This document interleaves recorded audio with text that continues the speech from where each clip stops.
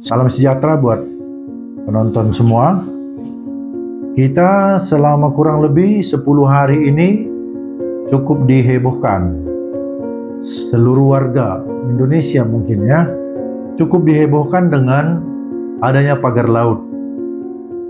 Tetapi selama 10 hari itu tidak ada instansi yang mengatakan bahwa mereka bertanggung jawab terhadap adanya pembuatan pagar laut itu. Demikian juga tidak ada pihak lain, pihak ketiga lainnya yang menyatakan bahwa mereka lah yang membangun pagar laut itu. Hanya di dalam beberapa wawancara dan acara talk show yang kami lihat di televisi, ya ada nelayan yang mengakui bahwa mereka lah yang membuat pagar laut itu dengan berbagai macam alasan, dengan mengatakan bahwa pembuatan pagar laut itu justru menguntungkan mereka. Tetapi kemudian itu dibantah oleh banyak pengamat kelautan. Lalu kemudian dikatakan, apakah mungkin pembuatan pagar laut yang menelan biaya begitu besar itu dananya adalah dari nelayan. Ya, jadi memang kecurigaan-kecurigaan banyak bermunculan pada saat adanya dialog di televisi itu. Tetapi kemudian setelah berjalannya waktu, karena memang semakin hari semakin kisruh di ruang publik perdebatan itu, akhirnya Presiden pun angkat bicara. Bapak Presiden angkat bicara dengan mengatakan segera dicabut pagar laut itu dengan memerintahkan TNI Angkatan Laut. Lalu TNI Angkatan Laut bekerja mencabut sebahagian dari pagar laut itu yang kurang lebih sudah berkisar 2 km waktu itu kami dengar dari penjelasan pihak Angkatan Laut. Tetapi kemudian lalu pihak KKP mengatakan agar tidak melanjutkan pembongkaran itu, menunggu sampai waktu 20 hari. Seperti itu.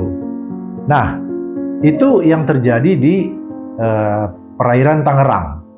Nah, sekarang kita coba beralih kepada perairan yang ada di Bekasi.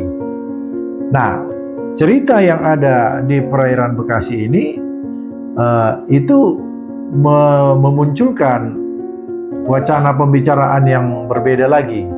Karena ternyata sekarang muncul satu PT yang mengatasnamakan PT TRPN, PT Tunas Ruang Pelabuhan Nusantara. Melalui kuasa hukumnya, rekan Deuli Payumara mengatakan bahwa mereka mendirikan pagar laut itu bukan tanpa alasan atau bukan tanpa dasar. Jadi mereka mengatakan bahwa mereka telah mengantongi izin dari Dinas Kelautan Provinsi. Ya, sekarang ini kita jadi semakin bingung gitu, rasanya semakin ruwet. Karena tadinya pihak Dinas Kelautan Jawa Barat, Provinsi Jawa Barat itu tidak muncul, tidak bersuara. Harusnya kan sedari awal mereka berani terbuka saja mengatakan bahwa memang mereka mengeluarkan izin. Karena dari informasi yang kami dengar juga, sebetulnya DKP Jawa Barat juga memberikan izin itu adalah berdasarkan semacam rekomendasi juga dari KKP setelah waktu itu Kementerian Kelautan dan Perikanan meminta supaya ada persyaratan-persyaratan yang harus dilengkapi lagi atas permohonan PT TRPN itu. Nah, oleh karena itulah mungkin DKP setelah berdiskusi atau berbicara dengan pihak TRPN mungkin setelah melengkapi syarat-syarat yang menjadi kekurangan tadi, maka pihak DKP Jawa Barat menerbitkan semacam izin. Kalau dari pemaparan kuasa hukum dari PT TRPN itu Mereka telah mendapat izin dari Dinas Kelautan, meskipun memang belum mengantongi yang dinamakan dengan PKK RPL. PKK RPL ini mungkin semacam pemanfaatan ruang laut gitu ya, kalau mungkin kira-kira itulah kepanjangan dari PPKRL itu. Kami mungkin tidak terlalu ingat, tetapi kurang lebih artinya adalah itu pemanfaatan kegiatan ruang laut. Memang itu tidak ada. Tapi maksud kami begini. Kenapa pihak instansi ini, artinya kan itu masih instansi yang vertikal ya, antara KKP dengan Dinas Kelautan, itu tidak ada sinergi, tidak terjalin komunikasi yang baik. Mereka tahu dan mereka termasuk yang mengeluarkan izin itu. Lalu sekarang mereka segel. Apakah kita tidak setuju dengan penyegelan? Tentu tidak. Tentu kita setuju dalam artian, tentu kalau ada orang yang melakukan tindakan-tindakan yang melanggar peraturan, melanggar hukum, itu perlu ditindak. Tetapi kan bagi kita pencari keadilan, katakanlah bagi PT TRPN, mungkin mereka mengajukan izin itu juga kan mengeluarkan biaya. Nah, kenapa dari awal itu tidak ditolak?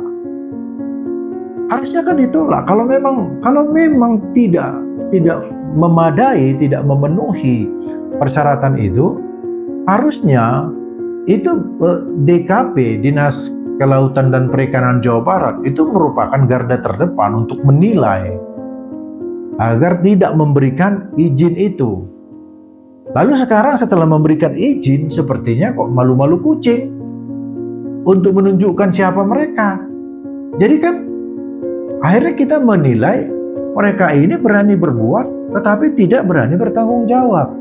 Nah, sekarang PT TRPN meradang. Mereka mengatakan bahwa mereka juga akan mengajukan gugatan atau mengajukan persoalan ini ke DPR. Tapi kita merasa kok sepertinya negara ini kok sepertinya diurus oleh masing-masing orang yang merasa berkewenangan gitu. Kenapa kok tidak ada sinergitas? Kenapa kok tidak ada saling keterkaitan, saling koordinasi yang baik, sehingga kemudian saling tuduh, saling mengelak, mengatakan bahwa itu bukan kami yang terbitkan, lalu kemudian ada yang menerbitkan tetapi tidak mau mengakui dan tidak mau bicara bahwa mereka yang menerbitkan. Negara kita ini mau dibawa kemana sebetulnya? Seperti tidak ada satu komando yang jelas. Dan memang ini dimulai dari tahun 2023. Tetapi kan ini menjadi contoh yang buruk dalam birokrasi di negara kita. Nah, oke lah, sekarang pihak TNI Angkatan Laut memang sedang menunggu, karena sesuai dari permintaan pihak KKP agar menunggu sampai 20 hari. Ya, mungkin kita pun harus bisa memang bersabar untuk kejelasan dari izin dari pembuatan pagar laut ini. Jadi yang dibutuhkan masyarakat itu sebetulnya adalah tolonglah supaya ada saling keterbukaan. Sampai sejauh mana sudah izin yang diberikan oleh instansi terkait. Lalu kemudian kan harusnya pihak instansi itu memberitahukan atau membeberkan. Terbuka saja dibeberkan. Kenapa kami memberikan izin pada tahap ini misalnya, pada satu tahap pertama contohnya, karena telah dipenuhi izin A, B, C, D gitu. Kenapa kami belum memenuhi izin tahap kedua, kan, dan seterusnya. Itu kan kalau diterangkan sedari awal, artinya kan masyarakat ini kan tidak menjadi gaduh. Bahkan yang paling lucu kita rasa, sesama instansi pun saling gaduh. Ada saling tuding, ada saling elak. Terus kita mau mendengarkan yang mana? Kan kasihan kita masyarakat ini. Siapa yang mau kita dengar sekarang? Karena terus terang ketika pejabatnya nanti memberikan konferensi pers, pasti kecurigaan saja yang ada di kepala kita ini. Kita merasa bahwa, ya jangan disalahkan kalau kita merasa bahwa itu hanya alasan.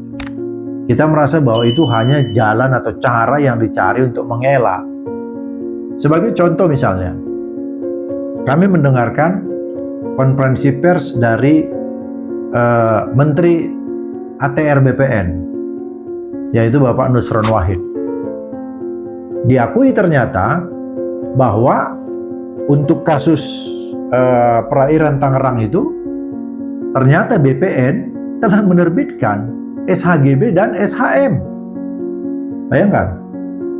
Oke, di satu sisi kita senang ada keterbukaan itu. Tetapi kan ini juga pekerjaan yang bablas. Pekerjaan yang menurut kita juga pekerjaan atau izin yang diberikan dengan sembarangan. Karena ternyata pihak KKP sudah mengatakan tidak boleh menerbitkan SHGB di ruang laut tanpa adanya izin dari pihak KKP. Kan semakin sengkarut kan? Semakin kacau kan? Ya memang dalam konversinya Menteri ATR BPN mengatakan mereka akan mencari tahu siapa pejabatnya waktu itu yang menerbitkan SHGB dan SHM itu. Memang mereka katakan akan mencari dan akan mengusut. Itu persoalan yang berbeda tentunya. Tetapi bagi kita yang menginginkan perjalanan birokrasi kenegaraan ini berjalan dengan tertib, berjalan dengan lancar, ini kan menjadi kacau. Jadi kemana lagi kita ini nanti akan percaya? Ya, kami tentu mengapresiasi di satu sisi untuk tindakan-tindakan yang segera dan cepat menindak dari pelaku-pelaku kejahatan itu. Bagi kami mereka melakukan kejahatan karena biasanya dalam pengurusan seperti ini di situ ada permainan, ya. Jadi memang itu perlulah diusut. Karena bagaimana mungkin mereka menerbitkan SHGB di lokasi yang airnya ada, bahkan ada kedalaman 5 meter itu. Mereka menerbitkan SHGB di situ. Jadi itu pengharapan kita, ya terutama memang ini menjadi tugas berat dari Bapak Presiden Prabowo.